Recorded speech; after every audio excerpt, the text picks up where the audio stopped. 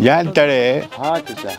तोर गानवा जब अभी वायरल भई रहलनु है मौसा वाला ना ते दुर्गा जी लगे जाके आ महिषासुर जी के कहले कि मौसा उ गानवा जन भई रहे उ जब वायरल भइल त हमरा बुझाइल नु कि ते हमार बेटा रहते नु त हमार कितना नाम हो जाई। लेकिन का कही तोरा माई से हमरे बियाह होत रहे। बियाहवा तो हमरे होत रहे, खाली 7वां पास ना कइले रहनी ऐसे कट गई अनु। लेकिन बा उ गानवा बड़ा अच्छा लगता, एक बार सुना ना देते सुना। हाँ। अरे कि मछरी में अगिया लगवल माली मौसा है हमार के मौसा बनी न ताने। हाँ अरे कि मछरी में अगिया लगवल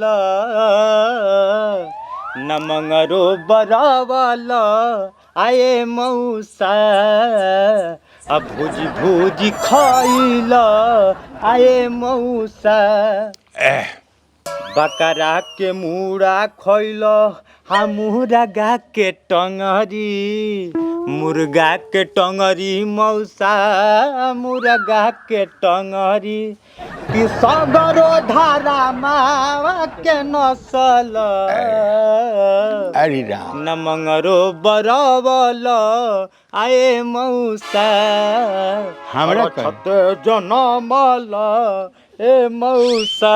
एक्सीलेंट हमरा करे राष्ट्र जनमला राक्षस है हम राक्षस हैं हम। ए सारे कुकुर कहीं का बक